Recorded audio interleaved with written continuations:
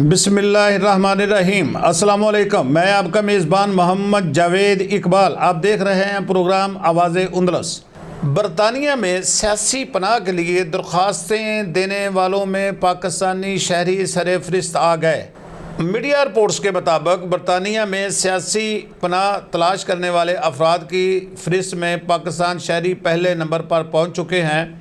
बरतानवी वजारत दाखिला ने अपने ताज़ा तरीन अदादो शुमार में बताया है कि गुज़श्ता बरस 11,048 पाकिस्तानी शहरियों ने सियासी पनाह के लिए दरख्वास्तें जमा करवाईं, जो मजमूई तौर पर 1,09,343 दरख्वास्तों का एक बड़ा हिस्सा है। इससे 2023-24 के अरसे में पाकिस्तानी शहरी सियासी पनाह की ख्वाह अफराद में तीसरे नंबर पर थे। ताहम इस साल पाकिस्तानियों शहरियों का इस लिस्ट में पहला नंबर है। इस फहरिस्त में अफ़गान शहरियों ने 8,069 दरख्वास्तें के साथ दूसरे नंबर पर हासिल किया है। छोटी कश्तियों में समुद्र रास्ते से ख़तरनाक समुद्री सफ़र करके बरतानिया पहुँचने वाले महाजरीन में से 33% ने सियासी पनाह की दरख्वास्तें जमा करवाई हैं। ये अदादो शुमार महाजरीन के लिए इन ख़तरनाक सफ़रों के संगीनी को उजागर करते हैं। इससे ज़ाहिर होता है कि खित्ते में सियासी अदम इस्तेहकाम और मुआशी मुश्किलात महाजरत की अहम महरक़ात हैं। पाकिस्तानी शहरियों की बढ़ती हुई तादाद कई अवामल को नतीजा हो सकती है, जिनमें मुल्क में मुआशी अदम इस्तेहकाम, सियासी कशीदगी और रोज़गार के महदूद मौक़े शामिल हैं। ये दादोशुमार न सिर्फ पाकिस्तानी बल्कि पूरे खित्ते के लिए समाजी इक़्तिसादी हालात के बारे में अहम और गौर तलब अमूर की निशानदही करते हैं। इन आदाद शुमार से यूरोपी ममालिक के लिए महाजरात के बहरान से निपटने के लिए जामिया पॉलिसियाँ बनाने की ज़रूरत को अक्कासी होती है। आज हमारे साथ स्टूडियो में मौजूद हैं सफदर हुसैन संधू साहब, जिनसे हम मुख्तलिफ़ सवालात के जवाब जानने की कोशिश करेंगे। हम अपने प्रोग्राम में सफदर हुसैन संधू साहब को वेलकम कहते हैं। जी संधू साहब, बरतानिया में सियासी पनाह के लिए दरख्वास्तें देने वाले पाकिस्तानी अवाम सर-ए-फ़हरिस्त हैं, इसकी क्या बड़ी वजह है? बिस्मिल्लाहिर्रहमानिर्रहीम। इय्याक नअबुदु व इय्याक नस्तईन। जवेद साहब, ये जो आपने अदादो शुमार बयान किए हैं, ये इंतहाई तकलीफ़ देह हैं और पाकिस्तान का जो मुआशरा है वो लगता है कि वो तनाज़ली की तरफ जा रहा है। आज से 2 साल पहले आप कह रहे हैं कि ये पाकिस्तान तीसरे नंबर पर था, आज पहले नंबर पर आ गया। इसका मतलब ये है कि पाकिस्तान के अंदर बेरोज़गारी में इजाफ़ा हुआ है, पाकिस्तान के अंदर रोज़गार के मौक़े में कमी हुई है, पाकिस्तान के अंदर महंगाई बढ़ी है, पाकिस्तान के अंदर रूल ऑफ लॉ और नीचे गया है और कत्ल व गारत के वाक़यात बढ़े हैं, जिस बिना पर ज़्यादा से ज़्यादा पाकिस्तानी आज से चंद साल कबल वो पाकिस्तानी जिनके पास कुछ रकम थी वो कनाडा में सब सेटल हो गए हैं। वो सारा अपना बाल बच्चा लेकर कनाडा चले गए हैं और अब वो लोग जो यहाँ पर भूखे मर रहे हैं और उनको कोई रोज़गार नहीं मिल रहा, वो भागने के लिए अपनी ज़िंदगी को भी रिस्क पर डाल रहे हैं और वो संदे हाथ में लिए बाहर के मुल्कों की तरफ भागने की कोशिश करते हैं। हमारे हुक्मरान सिर्फ़ ये कह देते हैं कि हम FIA वालों को सजाएँ देंगे, हम छोटी किश्ती वालों को सजाएँ देंगे, हम जो बाहर ले जाने का चक्कर देकर जाते हैं उनको पकड़ लेंगे चंद दिन। जब 40-40, 50-50 किश्तियों, छोटी किश्तियों में लोग मरते हैं तो ये खप डालते हैं। असल में हमारे हुक्मरानों को चाहिए कि अपने मुल्क के अंदर कशिश पैदा करें, रोज़गार पैदा करें, लोगों को रूल ऑफ लॉ की सहूलत दें, लोगों को सुख चैन जो 5 ज़िम्मेदारियाँ रियासत की होती हैं वो पूरी करें, लोगों को तालीम की सहूलतें दें। आज पहले से ज़्यादा बच्चे स्कूल से बाहर हैं, पहले से ज़्यादा बेरोज़गारी बढ़ गई है, पहले से ज़्यादा जो इंडस्ट्री बंद होने को है और वो कोई काम नहीं कर रहा। किसान अलहदा जो है रो रहे हैं कि उनको उनके इजनास का, उनके अखराजात के मुताबिक मुआवजा नहीं मिलता। इस वजह से जो हमारे मुल्क में आजकल जवेद साहब शुरू हुआ है और हम फर्स्ट नंबर पर बरतानिया पर आ गए। हमने हर मुल्क में फर्स्ट नंबर पर आना है। अब पिछले दिनों ये जो हमारे यूएई ने वीज़े बंद किए थे इस वजह से कि यहाँ से जो लोग वहाँ पर जाकर मांगने की कोशिश करना शुरू, यही वजह है कि यहाँ पर हमारे मुल्क के अंदर हमारे हुक्मरान अपनी अयाशियाँ पूरी करते हैं, गाड़ियाँ फुल मंगवाते हैं और अपने तनख्वाहों में इजाफे करते हैं, मगर आवाम की कोई मनसूबाबंदी नहीं है। कोई नहीं सोचता कि अब हमारी आबादी कितनी है, हमारा रोज़गार कितना है, हम लोगों को कैसे रोज़गार मुहैया करें। ये सोचने की बनाए सब अपने अपने सरे माल और इवन फील्ड बनाने पर लगे हुए हैं। इसलिए ये सोचना चाहिए हुक्मरानों को कि अगर ये आवाम ना रही और इन्होंने अब यहाँ से भागने का सोच लिया तो आप हुक्मरानी किस पर करोगे? आपकी हुक्मरानी किसी काम नहीं आएगी। इसलिए मौजूदा हुक्मरानों से मेरी दस्तबस्ता अपील है कि ये इस मुल्क के अंदर रोज़गार के मौके जो हैं उनको बढ़ाएं, रोज़गार के मौके बढ़ाएं, रूल ऑफ लॉ की अहमियत को उजागर करें और चाहे इनका कोई अपना ही हो, अपनी पार्टी का हो, उसका अगर कसूर हो तो उसे भी सजा दिलाएं। ऐसी मिसालें तो कायम करें। पाकिस्तान में तो एक भी मिसाल ऐसी नहीं है कि जो किसी गरीब आदमी के हक़ में भी अदालतों ने फ़ैसला किया हो, हमारी तफ्तीशी एजेंसियों ने फ़ैसला किया हो। यहाँ पर तो पाकिस्तान का नाम ही बराए नाम रह गया। अब रिश्वतस्तान है, जहाँ जाओ पैसे आपके पास होने चाहिए, पैसे दो और हर नाजायज़ काम जो है वो इस्तेमाल करो। एक मिसाल आप ताज़ा तरीन दी जा सकती है कि ये जो सफ़ीर की बेटी जहाँ पर वो ज़ाहिर जाफ़र इस्लामाबाद में कत्ल हुआ था, उसका फ़ैसला सुप्रीम कोर्ट तक 4 साल में पहुँच गया है। वरना वो इसलिए पहुँच गया है कि वो मकतूल और कातल दोनों अमीर लोग थे, इसलिए 4 साल उसको भी लगे हैं। ये रूल ऑफ लॉ का मैं आपको बता रहा हूँ। तो यहाँ पर जो दिहाड़ीदार है, जो मज़दूर है, जो गरीब आदमी है, जो शरीफ आदमी है, उसको इंसाफ लेने के लिए क्या क्या करना पड़ता है और कितनी देर लगती है। पाकिस्तान का जो अब नंबर अदलिया में के अंदर है वो भी 145 पर चला गया है और हम अपने ममालक में जो दिन ब दिन नीचे जा रहे हैं, हमारा दर्जा गिर रहा है। इसलिए होश के नाखुश लो हुक्मरानों, और अपने आवाम से भी अपील करता हूँ कि इसके लिए जदोजहद करें। आज से ही ये दिन ब दिन माशरा जो है वो दिगर गुम हो रहा है और आप खुश हो रहे हैं देर रात कि हमने उनके जहाज़ गिरा दिए, हमने ये कर दिया, वो ठीक कर दिया, हम आपके साथ हैं उस इशू में। लेकिन अपने अवाम के बारे में भी सोचना शुरू कर दो कि हमने अपने अवाम को रोज़गार देना है ताकि ये बाहर भागने की बजाय अपने मुल्क के अंदर प्रोडक्शन करें, मुल्क की तरक्की करें, मुल्क की आगे बढ़े। तो ये मेरी ये आप जो आपने बताए हैं दादो शुमार, ये बिल्कुल सही है और ख़तरनाक हद तक ये मुल्क के लिए नुकसानदेह हैं। अच्छा जनाब, अमेरिकी सदर डोनाल्ड ट्रंप ने एप्पल कंपनी से एक बार फिर भारत में आईफोन तैयार ना करने का मुतालबा कर दिया। उन्होंने कहा कि आपने वहां पर तैयार नहीं करने। ये क्या वजह है कि जो पहले भी इन्होंने रोक दिया, उनको ममानत की, आज दूसरी दफ़ा फिर दोबारा उनका बयान आ गया? इसकी क्या वजह है कि वो भारत के साथ आईफोन ना शामिल करने की इजाज़त क्यों नहीं दे रहा अमेरिकी सदर डोनाल्ड ट्रंप?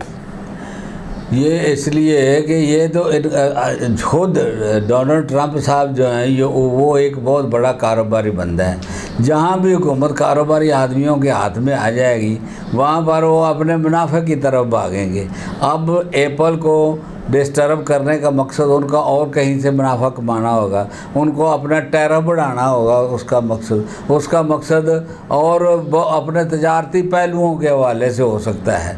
इसलिए ये कारोबारी लोग जो हैं ये मुल्क के आवाम के मफाद की बजाय वो अपने मुनाफे के बारे में सोचते हैं। एप्पल दुनिया का जो बहुत बड़ा एक मतलब ज़रिया है, बहुत सारे रोज़गार लगे हुए हैं उसके साथ, उसको नुकसान पहुँचाने का मकसद आवाम के साथ ज़्यादती कर रही है के मुतरादफ़ है, और या अपने मुखालफ को नुकसान पहुँचाने का इरादा है उनका। लेकिन ये मैं डोनाल्ड ट्रंप साहब से भी रिक्वेस्ट करता हूँ कि ऐसी स्कीमें बनाने से जिससे आवाम का नुकसान होता है वो ग्रेज करें, और आवाम की बेहतरी के लिए काम करना चाहिए जिससे आवाम को फ़ायदा हो। अच्छा सफदर साहब, पिछले दिनों में देखा होगा कि जो भारत की आवाम है जो गैर कानूनी तरीके से वहाँ पे अमेरिका में रह रही थी, उनको इन्होंने डिपोर्ट किया। डिपोर्ट ऐसे किया है कि उनको हथकड़ियाँ लगाकर वापस भारत भेजा गया, और उनकी यहाँ पर आकर हथकड़ियाँ सरजमीन पे खोली गई हैं। तो ये भारत की सफारतकारी जो है, इसके मुंह पे, भारत की हुकूमत के मुंह पे बहुत बड़ा तमाचा नहीं है? जो सब भारत ने पिछले 10-11 साल से, जब से ये मोदी साहब आए हैं, उससे पहले भी ऐसे ही थे, पाकिस्तान दुश्मनी तो शुरू से ही चल रही है, लेकिन इंटरनेशनली तौर पर जो उनकी सफारत खारी है वो सफ़ेद झूठ पर मबनी थी। वो ऐसे वो बनाते थे प्रोग्राम, जैसे ये पहलगाम का बनाया, इससे पहले वो पुलवामा का था, और भी कि वो अपने ही बंदों को खुद मार कर वो दूसरे मुल्कों पर बनाते थे कि हमारे साथ ये ज़्यादती रही, और मजलूम बनने की कोशिश करते थे, और उसकी आड़ में दुनिया के अंदर जुल्म बर्बरियत को जारी ऐसे रखे हुए हैं कि इसराइल के साथ इसका मुकम्मल गठजोड़ है। और इसी हवाले से इसराइल जो अमेरिका है, वो चूँकि इसराइल का साथी है, वो इंडिया के साथ भी उसके तल्लुकात ज़्यादा थे, और वो चाहता था कि वो इंडिया, वहाँ पर इंडिया समझता कि अमेरिका जो है ना वो दूसरा इंडिया है। लेकिन जब ये हमारे शेर जवानों ने इनको बताया, इनको घर की राह दिखाई, इनके तैयारे गिराए और इनकी हौसला शिकनी की, तो अब बैरूनी दुनिया को भी समझ आने लग गई है, और ट्रंप को भी समझ आ गई है कि ये बुज़दिल हैं, ये पाकिस्तान का मुकाबला नहीं कर सकते, तो इन्होंने बाकी दुनिया का क्या मुकाबला करना है। अब ट्रंप ने जो वहाँ पर गैर कानूनी हिंदुस्तानी थे, जिनके बारे में इनका रवैया बड़ा नरम था अमेरिकनों का, अब उन्होंने कुछ उसको सख्त किया है, और अब उनको हथकड़ियाँ लगाकर उनके घरों में भेज रहे हैं। मैं तो ये कहता हूँ कि पाकिस्तानी भी जो गैर कानूनी है उनको भी वापस आज खुद आ जाना चाहिए, और अपने मुल्क में आकर जदोजहद करके हम इसी मुल्क को बेहतर करते हैं। हमें कोई ज़रूरत नहीं ऐसे लोगों के जाके उन लोगों के घरों पर रहने की। ये जो अमेरिका ने इंडिया के साथ किया है, ये अमेरिका का आज का वतीरा नहीं, ये पुराना वतीरा है। ये अफ़गानिस्तान से मसला हल हुआ तो वहाँ से भाग जाते हैं, जहाँ से कोरिया में हुआ तो वहाँ से भाग गए, इसी तरह वियतनाम में किया है इन्होंने। इनके जो दोस्त होते हैं वो ज़लीलो ख्वार ही दुनिया में होते हैं। इसी तरह ये चूँकि खुद मक्कार था मोदी, इसलिए इसने मक्कारों के साथ दोस्ती बहुत ज़्यादा बढ़ाई थी। अब उसका खमियाजा भुगतने का वक्त आ गया, और इंशाल्लाह मोदी की सियासत भी ख़त्म होने वाली है। अच्छा, मज़ीद अरब ममालिक इसराइल के साथ तल्लुकात कायम कर सकते हैं? मज़ीद कह रहे हैं जनाब जी। कौन कह रहे हैं? अमरीकी वज़ीर ख़ारजा साहब फरमा रहे हैं कि अरब ममालिक जो हैं बहुत मज़ीद तल्लुकात इनके साथ कायम कर सकते हैं। आप इसको किस तरह देखते हैं कि इसराइल को तस्लीम कर लेंगे अरब ममालिक? इसराइल के अरब ममालिक के जो हुक्मरान है ना जो साहब जी, वो तो बराए नाम ही मुसलमान हैं, अपने अपने इलाकों पर अपने अपने अवाम पर कब्ज़ा करके बैठे हुए हैं। लेकिन उनकी हुकूमतों के अंदर अवाम का अब भी प्रेशर ये रहता है कि जब अगर वो इसराइल को तस्लीम करेंगे तो अलानिया, तो उनकी अवाम उनकी बादशाहतें ख़त्म कर देगी, इसलिए नहीं कर रहे। दबे वो करना चाहते थे, पहले भी इन्होंने कोशिश की, लेकिन जब भी इसराइल का जुल्म शुरू होता है फ़लस्तीन पर, गज़ा पर, तो उस वक़्त इनको फिर चुप करना पड़ता है अवाम के दबाव की वजह से। ये अवाम के दबाव की वजह से नहीं कर रहा है। और अमेरिका जो वो तो नंगा साथी है इसराइल का, वो उन पर प्रेशर डाल रहा है कि आप इसराइल को तस्लीम करें। मैं तो ये भी कहता हूँ भाई ऐसे जुल्म ना करो, तस्लीम करना है तो फिर एक मेज़ पर बैठो कि भाई आप अपने मज़हब के साथ रहो, हम अपने मज़हब के साथ रहते हैं, आप अपनी तिजारत करो, हम अपनी तिजारत करते हैं। पुरअमन तरीके से तो रहा जा सकता है, लेकिन सिर्फ़ और सिर्फ अमेरिका का जो है कि वो अपना असला बेचेंगे, बदरिया इसराइल और बदरिया अरब मालिक, और वहाँ की दौलत इकट्ठी करके अपने मुल्क में ले आएंगे, ये दुनिया के लिए अच्छा साइन नहीं है। और ये जंग जो है ये शुरू तो हो जाती है, लेकिन ये इसको बंद करना फिर किसी के बस का नहीं रहता। और अब जो जंग 2025 के बाद लगेगी, अल्लाह ना करे, तो दुनिया में कोई शादो नाजर ही रह जाएगा सांस लेने वाला है। आपका कहना है कि ये एटमी जंग होगी इसके बाद जो होगी? बिल्कुल। अच्छा, IMF का पाकिस्तान से महंगाई को 5 से 7% हदफ में लाने पर जोर दिया जा रहा है कि 5 से इसको 7% पे ले जाएं। आपकी इस पर क्या राय है? मेरा आपके सवाल पर थोड़ा ये है कि ये जो महंगाई थी वो कहते हैं कि निजकारी करो, वो निजकारी ये नहीं करते।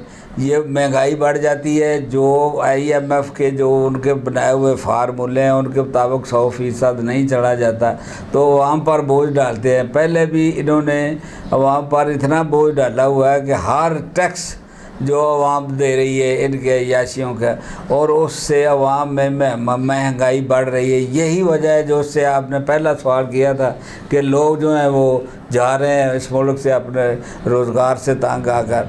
बेरोज़गारी इतनी ज़्यादा है, महंगाई इतनी ज़्यादा है। अब अगर 5 से 7% और महंगाई बढ़ गई तो मेरा ख्याल है पाकिस्तान के अंदर रहना बहुत मुश्किल होगा, और पाकिस्तान के अंदर स्वाय इनकलाब के कोई रास्ता बाकी नहीं बचता जो मुझे नज़र आता है। तो हम ये कहते हैं कि बजाय इसके कि लोग खूनी इनकलाब लाएं, ये कोई कानूनी इनकलाब के ज़रिए ही सोचें, अपने मुल्क को कायम रखने के बारे में ही हमारे हुक्मरान सोचें तो ज़्यादा बेहतर होगा। अच्छा जनाब, शेखुपुरा पंजाब भर में कारकर्दगी के हवाले से 29 नंबर पर आया है। कारकर्दगी मायूस कुन रही है, और आपने देखा होगा कि हमारे मसाइल इतने बढ़ चुके हैं कि ना गली महलों का पानी जो है वो ना निकल सका है, और उसके अलावा जो सफाई सुथराई के हैं वो भी इतने ख़ास इंतज़ामात अभी तक नहीं हो सके। जो करप्शन है वो उसका ख़ात्मा नहीं हो सका। तो आप हमें बताएं कि पंजाब के ज़िले कितने हैं, और हम शेखुपुरा जो है हमारे कारकर्दगी जो है शाहिद इमरान मार्थ की वो 29 नंबर पे आई है। आप क्या कहते हैं इसके बारे में? इस बारे में सीधा सीधा है कि पंजाब के टोटल छोटे बड़े ज़िले जो है वो 36 है, और जो अभी तक इन्होंने बनाया है छोटे, और 36 में से हम 29 नंबर पर है। यानी शेखुपुरा 1922 का कायम ज़िला है, लाहौर के बिल्कुल हमसाये में रहता है, और LDA शेखपुरे तक आ गई है। इसके बावजूद करप्शन की वजह से शेखपुरा का 29 नंबर होना इंतहाई अफसोसनाक है। जो भी यहाँ पर हुक्मरान आए हैं उन्होंने कुछ नहीं किया, और अब जो मौजूदा DC है ये भी स्वाय अखबारी बयानात के और स्वाय झूठ के कुछ नहीं कर रहे। ये शेखुपुरा की जो आप अभी आपने बताया जो सीवरेज सिस्टम है, इस पर को तकरीबन 50 अरब रुपया पाकिस्तान की हुकूमत का, पाकिस्तान के अवाम की दौलत का खर्च हो चुका है। ज़मीन दोज हो चुका है, दफन हो चुका है, लेकिन उसके नतीजे में जो उसका रिज़ल्ट निकला है, आज भी शेखपुरा जो है वो पूरा तरह बंद है। गलियों में पानी फिर रहा है, सीवरेज का बदबूदार पानी फिर रहा है, गलियों में से गुज़रना मुश्किल हो रहा है, और जनाब वो 50 अरब रुपए का पता नहीं कहाँ गया है। जो मुझे नज़र आता है कि वो जो चीफ़ ऑफिसर और जो 20-21 ग्रेड के ऑफिसर हैं वो सारे खा गए हैं, और ये डीसी साहब को पता है। डीसी साहब भी मुझे तो लगता है ये साथ मिले हुए हैं, उनसे कोई नहीं पूछता कि आप साइकिल से फार्चूनर पर कैसे आ गए हो। इसलिए मैं ये शेखुपुरा की बदतरीन जो हुकूमत है ज़िली, उसकी मजम्मत करता हूँ और मुतालबा करता हूँ कि कम से कम 50 अरब खाने के बाद तो बस कर दो। अब तो शेखपुरे वालों को साफ़ पानी और गलियों को साफ़ कर दो। ये जो हर गाड़ी पर लिखवा देने से सुथरा पंजाब, तो पंजाब सुथरा नहीं होता, या वो जो खाकरो है उनकी छाती पर लिखाया जाता है सुथरा पंजाब करके दिखाओ। मैं तो ये मुतालबा करता हूँ अपनी वज़ीर आला से कि वो शेखपुरा का जो सीवरेज का सिस्टम पर आज तक जितने रुपए ज़ाया हुए हैं उनका हिसाब ले, और उस वक़्त के जो भी अफीसर थे, जो भी उसके एहलकार थे, उनको कड़ी सज़ाएँ दे, तो और आइंदा के लिए वाकई ही पैसे जो है वो लगाया जाए। यानी जो एक तारक रोड पर बड़ा बैठा हुआ है एक जो 2-4 पाइप है, उसके लिए वो कहते हैं जी 4 करोड़ लगेंगे, कभी कहते हैं जी 2 करोड़ लगेंगे, और गलियों के अंदर से गुज़रना मुश्किल हो गया है। इसलिए मैं जितनी भी मजम्मत कर सकता हूँ कम है, और ये अपनी वज़ीर आला से ये रिक्वेस्ट करता हूँ कि ये जो सीवरेज का सिस्टम है शेखपुरे का, इसको असर नौ देखा जाए, और बजाय अफसरों को पैसे खिलाने के या चीफ अपना MP MNA को पैसे खिलाने के कोई ऐसा सिस्टम बनाया जाए जो वाकई शेखपुरा का सीवरेज सिस्टम मिसाली बन सके। जी नाज़रीन, ये हमारे साथ स्टूडियो में मौजूद थे सफदर हुसैन सिंधु साहब। आपने इनका तज़किया सुना तो बात इंतहाई अफसोसनाक ये है कि जब हमारे जो अदारे हैं उन पे जो रिटायर्ड लोग हैं उनको मसलत कर दिया जाएगा, तो जो लोगों ने डिग्रियां हासिल की हैं, जो पढ़ा लिखे हैं, जो नया टैलेंट है, तो वो हमारा ज़ाया हो रहा है। इसी वजह से मुआशी सूरत हाल की वजह से वो बाहर भाग रहे हैं। कौन अपना घर छोड़ के जाना चाहता? कोई भी नहीं छोड़ के जाना चाहता। तो अगर हमने इस पे गौर ना किया तो हमारा टैलेंट जो है वो दूसरे ममालिक वाले इसको इस्तेमाल करेंगे। और दूसरे नंबर पे हम आज एक मार्का जीता है, खुशी है, दिल से खुशी है उस चीज़ की कि हमने भारत से एक मार्का जीता है, मगर हमसे उनके पास तैयारी भी ज़्यादा हैं और उनके पास फ़ौज भी ज़्यादा है, लेकिन हमसे वो बाजी जीत नहीं सकते। तो इसके साथ साथ हमें अंदरूनी हालात पर भी जो है सबसे ज़्यादा तवज्जो देने की ज़रूरत है। जिस तरह DC शेखुपुरा शाहिद इमरान मार्थ ने इतना मायूस कुन इस वक्त मायूस कुन कारकर्दगी का मुजाहरा किया है कि आपने आए दिन खबरें रिपोर्ट होती हैं कि गली मोहल्लों का पानी जो है वो सीवरेज सिस्टम बह चुके हैं। उसका गुनाहगार कौन है? जब तक उनको सजाएं क्लियर नहीं की जाएंगी तो पानी नहीं निकला। मानसून आगे आ रहा है, अगर मानसून आ जाता है, गली के मोहल्लों में पानी नहीं निकल रहा, अवाम जो है वो मुख्तलिफ मौजी अमराज में मुब्तला हो जाएंगे, ख़तरनाक बीमारियां फैलना शुरू हो जाएंगी। तो ये इंतहाई मायूस कुन बात है।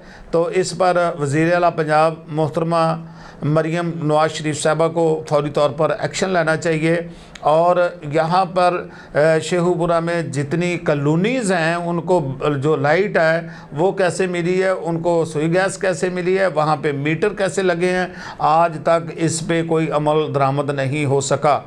और उसके अलावा जो शेखुपुरा में है वो अगर इनकी जो हमारे मुख्तलिफ बर्थ सर्टिफिकेट लेने चले जाओ वहाँ पर भी आपको मसाइल का सामना करना पड़ेगा।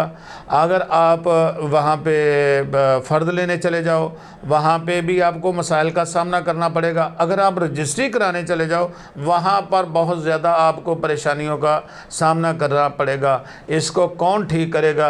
ये इंतहाई ख़तरनाक बात है।